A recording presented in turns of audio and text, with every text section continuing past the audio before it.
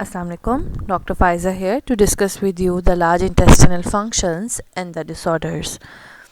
Majorly, the functions of different parts of the gut are discussed in their specific lectures as well, as we had a separate lecture on the motility of the large intestine where we discussed the segmental contraction, peristalsis and the mass movements as well as defecation.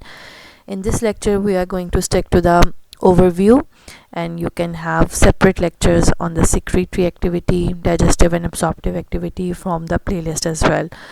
So the learning outcomes for this session is to discuss the listing of digestive, secretory and absorptive functions of the large intestine, discuss the pathophysiology of the megacolon, and correlate the physiology of other pertinent disorders related to the colon.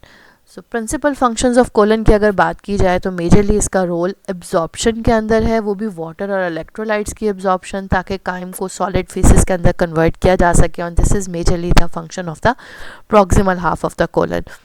Majorly nutrients जितने हैं, carbohydrates, proteins, fats और बाकी micro nutrients भी mostly small intestine में absorb हो चुके हुए होते हैं. तो कोलन का ना होने के बराबर रोल है. Major role is in water and electrolyte absorption. इसके अलावा डाइजेस्टिव फंक्शन की भी अगर बात करें तो कुछ बैक्टीरियल फंक्शन है in digestion, but majorly digestion small intestine में ही कंप्लीट हो जाती है. We will have an overview के बैक्टीरिया का क्या रोल है उस डाइजेशन और एब्जॉर्प्शन के अंदर. सिमिलरली मोटिलिटी हम अलग से डिस्कस कर चुके हैं, स्टोरेज फंक्शन उसमें हम देख चुके हैं, और डेफिकेशन देख चुके हैं in the separate lecture. Secretory activity that we will be discussing in this lecture. Absorption से बात स्टार्ट करते हैं. Approximately 1500 ml 1.5 litres of chyme ileocecal valve से एवरीडे लार्ज इंटेस्टाइन में आता है, जिसमें से सिर्फ 100 to 150 ml फीसेस में लीव करता है, बाकी सारे का सारा रीएब्जॉर्ब हो जाता है. This reabsorption is majorly in the proximal half of the colon, जिसको एब्जॉर्बिंग कोलन भी कहा जाता है, और डिस्टल हाफ ऑफ कोलन को स्टोरेज कोलन कहा जाता है. लाइक द किडनी, यहाँ पे भी एल्डोस्टेरॉन का रोल है जो एक्टिव एब्जॉर्प्शन करवाता है. सोडियम की किडनी में वो कोलन के अंदर भी करवाता है, और जैसे ही सोडियम रीएब्जॉर्ब होता है under the effect of aldosterone in the colon, electroneutrality maintain करने के लिए क्लोराइड उसको फॉलो करता है, वो भी एब्जॉर्ब हो जाता है. और जब सोडियम और क्लोराइड एब्जॉर्ब होते हैं तो वाटर उनको फॉलो बिहाइंड करता है और वो भी एब्जॉर्ब हो जाता है. क्लोराइड, इसके अलावा क्लोराइड बाइकार्बोनेट एक्सचेंजर के थ्रू भी एब्जॉर्ब होता है कि क्लोराइड एब्जॉर्ब हो जाए और बाइकार्बोनेट आइंस जो सिक्रीट हो जाएं. This is also included in the secretory activity कि यहाँ पे बाइकार्बोनेट एल्कलाइन सिक्रेशंस होती हैं कोलन के अंदर. और ऑस्मोटिक ग्रेडियंट जो है वो मेजरली मॉनिटर करता है कि कितनी ऑब्जॉर्प्शन होनी है. अगर कोई बहुत अनडाइजेस्टेड मटेरियल या ऑस्मोटिक इंग्रेडिएंट है कोलन के अंदर तो that will keep the water with it and there will be watery frequent stools, अगर इसकी वजह से ऑस्मोटिक ग्रेडियंट इम्पेयर हो रहा हो तो. इसके अलावा अगर टाइट जंक्शंस देखे जाएँ तो कोलन के अंदर these are much tighter as compare to the small intestine. Maximum absorptive capacity colon की ईच डे जो है वो 5 to 8 लीटर्स पर डे है. Although 1.5 litres per day on average आ रहा होता है, लेकिन in extreme conditions 5 to 8 litres तक भी ये एब्जॉर्ब कर सकता है. सो जस्ट थिंक, अगर किसी दिन 10 litres of fluid reach the colon through the ileocaecal valve तो क्या होगा? ऑफ कोर्स वो एब्जॉर्ब नहीं हो पाएगा and rest of it will be evacuated in the form of watery stools. Absorption in the large intestine जैसे भी हमने जिक्र किया, एक तो इलेक्ट्रोन्यूट्रल मैकेनिज्म के थ्रू होती है कि सोडियम एब्जॉर्ब हुआ तो क्लोराइड उसको फॉलो करता है और फिर वाटर ऑस्मोटिक ग्रेडियंट के थ्रू उसको फॉलो करता है. और दूसरा इलेक्ट्रोजेनिक मैकेनिज्म भी है सोडियम एब्जॉर्प्शन का, जिसमें सोडियम हाइड्रोजन एक्सचेंजर का रोल आ जाता है या एपिथेलियल सोडियम चैनल का रोल आ जाता है, जो एल्डोस्टेरॉन के थ्रू इसके ऊपर रीअब्जॉर्प्शन को इंक्रीज करते हैं. Secretory function of large intestine की बात की जाए तो it is majorly involving the crypts of Lieberkuhn. जैसे स्मॉल इंटेस्टाइन में आपने देखा था कि विलाय भी थे और क्रिप्ट्स भी थे. क्रिप्ट्स में मेजरली सिक्रीशन हो रही थी और विलाय में एब्जॉर्प्शन हो रही थी. लार्ज इंटेस्टाइन में majorly there are crypts of Lieberkuhn, villi उस तरह से नहीं है, कोई डाइजेस्टिव एंजाइम सिक्रीट नहीं हो रहे. जो सिक्रीशंस हैं mostly these are mucoid for protection and adhering function. Alkaline in nature हैं, पीएच इसका 8 के अराउंड होता है. क्लोराइड बाइकार्बोनेट एक्सचेंजर की जैसे हमने पीछे बात की, क्लोराइड को एब्जॉर्ब करके बाइकार्बोनेट को सिक्रेट करता है, and that is very important because it helps in neutralisation of acidity जो कि क्रिएट हो रही है because of the bacterial action. Regulation of secretion again वही है कि टेक्टाइल स्टिमुलेशन से इंक्रीज होगी, पैरासिम्पथेटिक डिस्चार्ज से इंक्रीज होगी और सिंपथेटिक डिस्चार्ज से इनहिबिट होगी। If there is excessive irritant, for example कोई आपने बहुत एसिडिक फूड इनटेक की है या फिर कोई ऐसा बैक्टीरियल टॉक्सिन है जो एक्सेसिवली स्टिमुलेट कर रहा है सिक्रेटरी एक्टिविटी को, that can result in more secretory product और उसकी वजह से फिर डायरिया भी हो सकता है और फिर इसको एंटेराइटिस कहेंगे, that is inflammation of the intestine. Again जैसे स्मॉल इंटेस्टाइन में क्रिप्स टू विलाई था, इसी तरह अभी भी क्रिप्स की बेस से लेके टिप तक फंक्शन ऑफ एंटेरोसाइट वेरी कर जाता है। Mature are present towards the lumen और these are absorptive in nature, जो बेस पे मौजूद हैं यहाँ पे these are secretory and more immature. Chloride secretion की बात करें, पहले हमने बात की है क्लोराइड एब्जॉर्प्शन की, जब हमने बात की थी कि सोडियम एब्जॉर्ब होता है, पीछे पीछे क्लोराइड एब्जॉर्ब हो जाता है या फिर क्लोराइड बाइकार्बोनेट एक्सचेंजर के थ्रू एब्जॉर्ब हो जाता है। On the other hand chloride secrete भी हो रहा होता है कोलन के अंदर। वो कैसे हो रहा होता है? By this channel protein, cystic fibrosis transmembrane regulator protein, जिसका जिक्र हमने कॉलरा में भी किया था जब हमने स्मॉल इंटेस्टाइन के डिसऑर्डर्स देखे थे।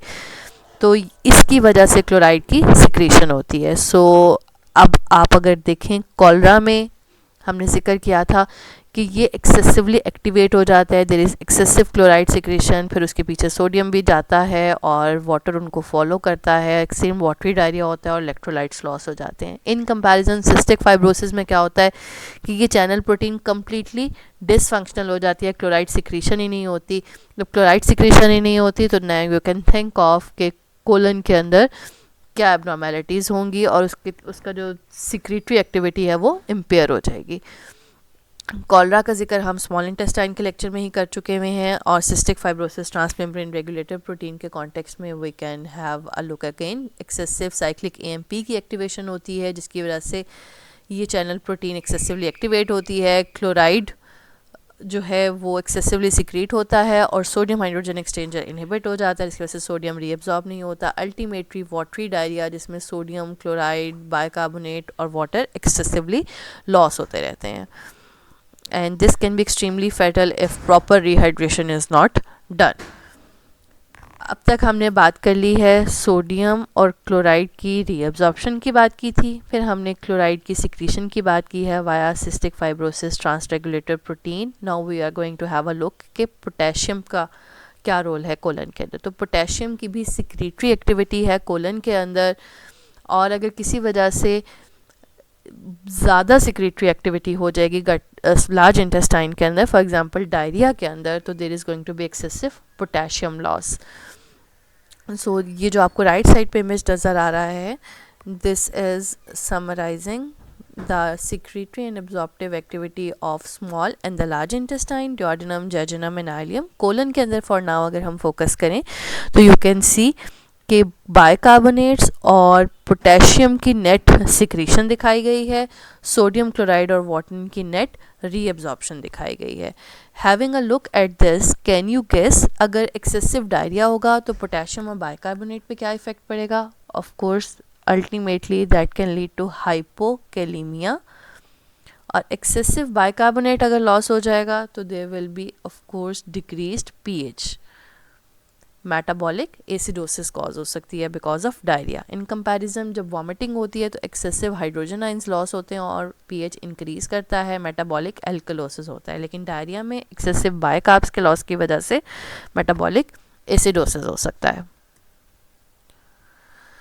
तो प्रोबायोटिक्स का नाम आपने कुछ एड्स में देखा होगा, लैक्टोबैसिलाई, प्रोबायोटिक्स, डायरिया हो जाता है बच्चों को तो भी उनको देते हैं। तो प्रोबायोटिक्स क्या है? बेसिकली आप बैक्टीरिया इंट्रोड्यूस कर रहे हैं into the colon, into the bacterial flora. In addition normal colonic bacterial flora भी होता है, वो क्या करता है? उसके डिफरेंट फंक्शंस हैं, एक रोल उसका फ्लैटस की प्रोडक्शन में भी है। अब जो फ्लैटस है, गैस है इन द कोलन, वो कहाँ कहाँ से आती है? एक तो हम swallow करते हैं।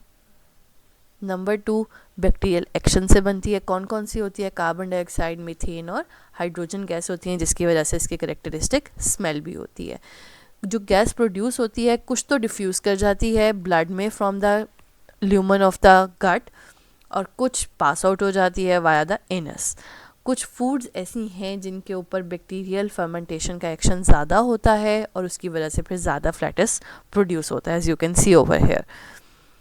Approximately 0.6 litres is expelled per day, और प्रोड्यूस लेकिन 7 to 10 लीटर्स हो रही होती है, और बाकी जो है वो फिर ब्लड के थ्रू एक्सक्रीट होती है। बैक्टीरियल फ्लोरा ऑफ गट को अगर हम देखें तो बेसिलाई होते हैं। इनको ओवरऑल अगर सारे बैक्टीरियल फ्लोरा को इकट्ठा करके कहा जाए तो माइक्रोबायोटा या माइक्रोबायोम भी कहा जाता है। इसके कुछ फंक्शंस हैं that you can be asked in your viva and SCQ as well. एक तो अनडाइजेस्टेड फूड, ख़ास तौर पे जो सेल्यूलोज है वो स्मॉल इंटेस्टाइन डाइजेस्ट नहीं कर सकती, उसको बैक्टीरिया कुछ हद तक डाइजेस्ट करके कुछ एक्स्ट्रा कैलोरीज प्रोड्यूस कर सकते हैं। प्लस सेल्यूलोज की डाइजेशन से bacteria short chain fatty acids भी प्रोड्यूस कर देते हैं। इसके अलावा दिस बैक्टीरिया का रोल आता है विटामिन के, B12, थायमिन और राइबोफ्लेविन के सिंथेसिस में। इसके अलावा फ्लैटस की प्रोडक्शन में ख़ास तौर पे विटामिन के का रोल बहुत इंपॉर्टेंट है। जब इन्फेंट्स न्यू बॉर्न होता है बिल्कुल, उसमें विटामिन के की डेफिशिएंसी होती है और उसको पैदा होते ही विटामिन के का इंजेक्शन लगाया जाता है, अदरवाइज ब्लीडिंग के चांसेस होते हैं। क्यों होती है विटामिन के की डेफिशिएंसी न्यू बॉर्न के अंदर? क्योंकि उसके अंदर बैक्टीरियल फ्लोरा भी इमेच्योर होता है। तो approximately it takes a few months before the bacterial flora of the neonate gets mature. Till then ये vitamin K का injection उसको provide करता है that necessary amount of vitamin K needed. तो बेशक थोड़ा रोल है बैक्टीरिया का, लेकिन this is what is required by a human being. Digestive activity of large intestine की बात करें तो जैसे मैंने शुरू में कहा था, मेजरली स्मॉल इंटेस्टाइन में ही पूरी हो जाती है, कुछ ना कुछ लेकिन यहाँ पे भी होती है। जैसे बैक्टीरियल एक्शन से शॉर्ट चेन फैटी एसिड्स बनते हैं, एसीटेट, प्रोपियोनेट, ब्यूटायरेट, एंड इनकी बैक्टीरियल एक्शन से बनने के बाद फिर इनकी डाइजेशन और एब्जॉर्प्शन लार्ज इंटेस्टाइन के अंदर फिर ऑफ कोर्स होगी, क्योंकि बने ही यहाँ पे हैं।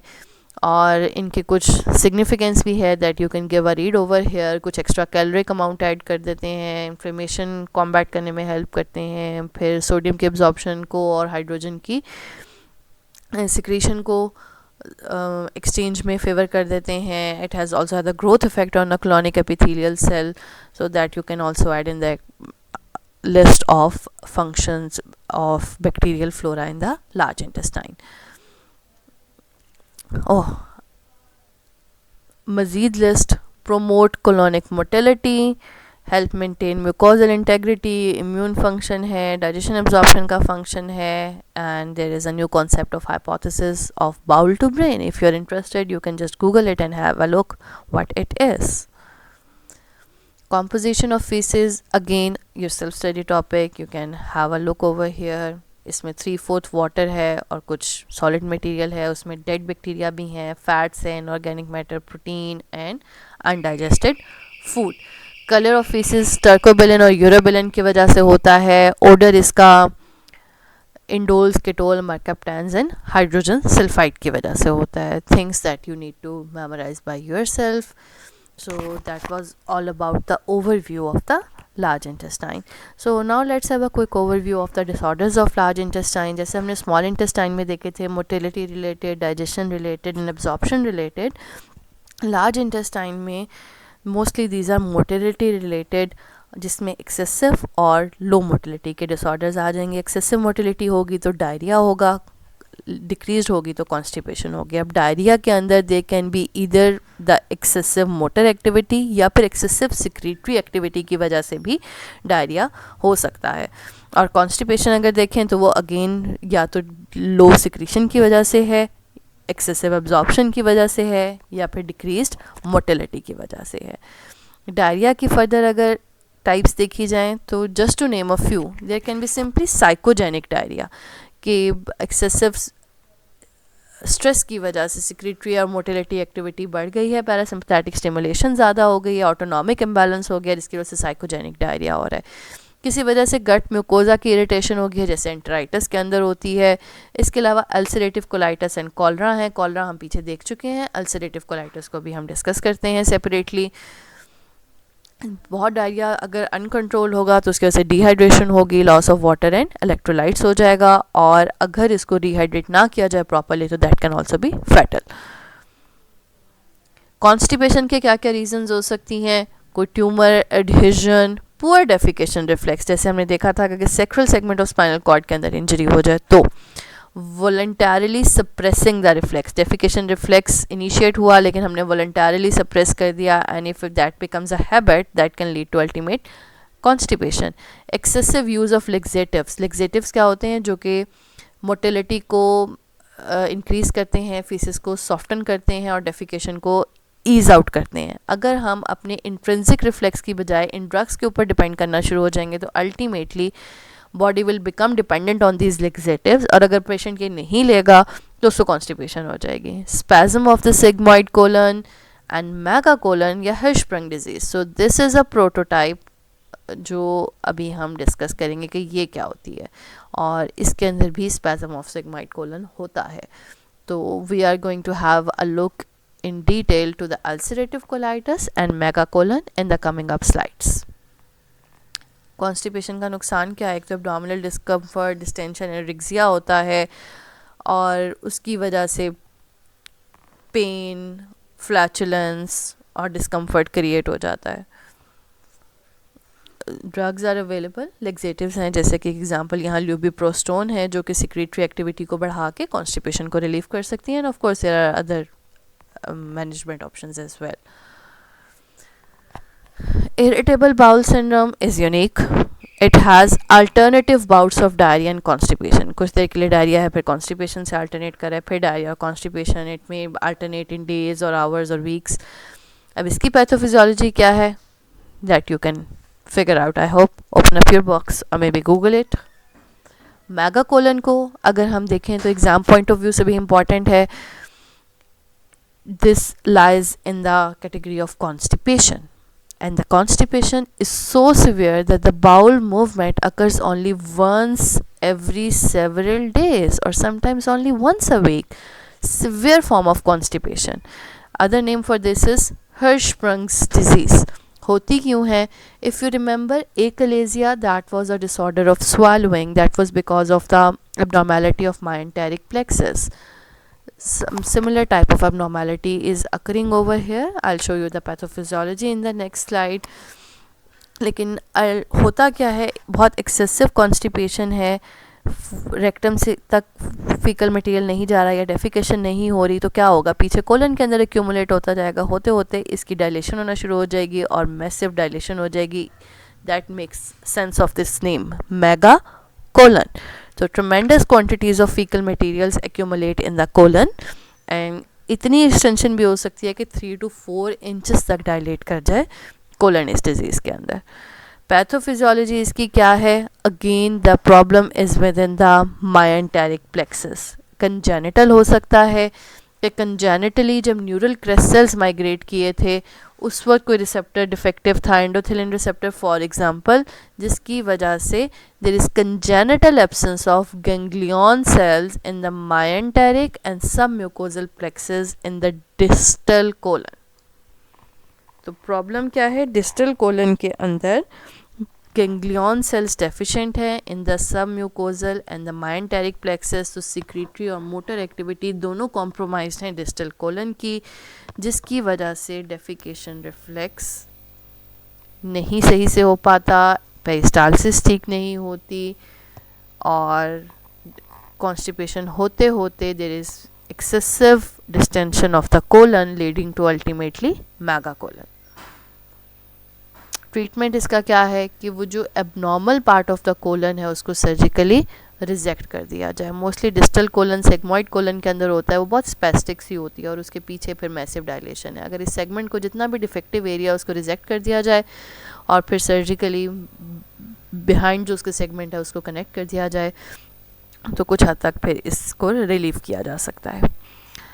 अल्सरेटिव कोलाइटिस हमने पीछे देखा था डायरिया की हेडिंग के अंदर, इसके अंदर जी एक्सेसिव डायरिया है। कॉज क्या है? Can be an allergic cause, कोई इम्यून कॉज हो सकती है, क्रॉनिक बैक्टीरियल इन्फेक्शन, या फिर सिंपली हेरिडिटरी टेंडेंसी हो सकती है. रिजल्ट क्या होता है? There is excessive inflammation and ulceration of the large area of the large intestine. बहुत बड़ा एरिया लार्ज इंटेस्टाइन का इसमें अफेक्टेड हो जाता है. जैसे आपको यहाँ पे नज़र आ रहा है, ये प्रोक्टाइटिस है, ये लेफ्ट साइडेड कोलाइटिस है, और ये एक्सटेंसिव कोलाइटिस अल्सरेटिव, जिसमें पूरी की पूरी कोलन इन्वॉल्व है. तो एक बड़े एरिया को ये इन्वॉल्व करता है. अल्सरेशंस भी हो जाती हैं और एक्सेसिव इन्फ्लेमेशन हो जाती है. अल्टीमेटली देयर इज़ डायरिया, बहुत फ्रीक्वेंट मूवमेंट होती है, एक्टिविटी, और फिर there is also blood in the stools as well.